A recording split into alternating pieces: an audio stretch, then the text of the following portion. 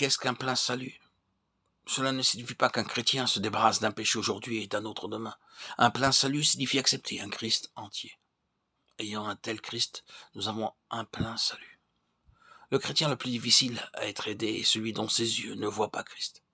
Ce qu'il voit, c'est soit le bien, soit le mal en lui.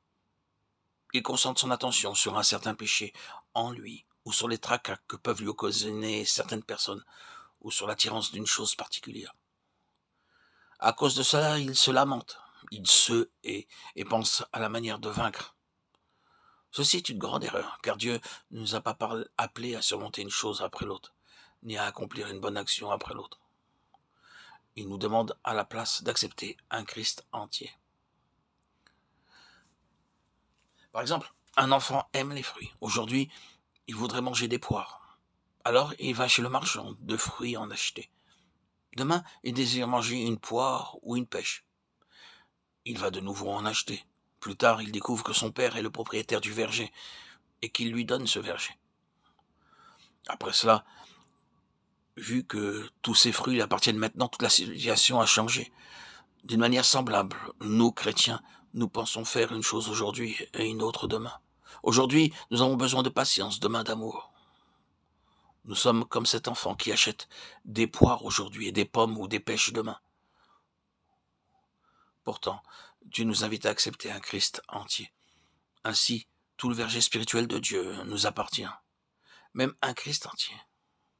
Mais en achetant en détail, nous devons aller en acheter chaque fois que nous en avons besoin.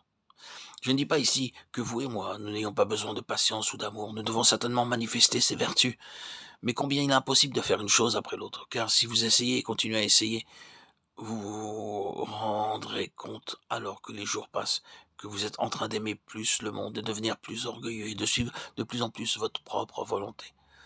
Vous devriez savoir que tout le verger est à vous. Dieu veut que vous participiez au seul but qui est de posséder un Christ entier. Christ en vous et en moi nous rendra capables de vouloir de travailler pour le bon plaisir de Dieu. Peut-être avez-vous déjà entendu la vérité de Christ vivant sa vie en nous.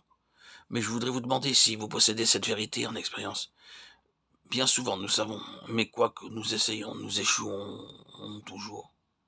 Or, c'est par lui que vous êtes en Jésus-Christ qui, par la volonté de Dieu, a été fait pour nous sagesse, justice, sanctification et rédemption. 1 Corinthiens 1,30. Si nous lisons ce verset lentement et avec plus d'attention, nous verrons facilement qu'au moment où nous sommes sauvés, Dieu fait de Christ notre justice personnelle et notre sanctification personnelle. La réponse est Christ. Qu'est-ce que la victoire? C'est Christ. Quiconque est capable de répondre de cette façon a trouvé le secret. Mon être entier est corrompu et charnel, mais Christ est ma sainteté. Il est ma sanctification. Il n'y a personne qui soit saint et victorieux, mais nous pouvons dire « Oh Dieu, oh mon Dieu, j'accepte ton Fils ». Et ceci sera notre sainteté, ceci sera notre victoire. Gloire à Dieu.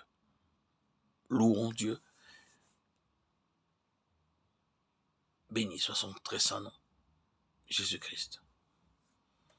Yeshua, Melech HaMashiach.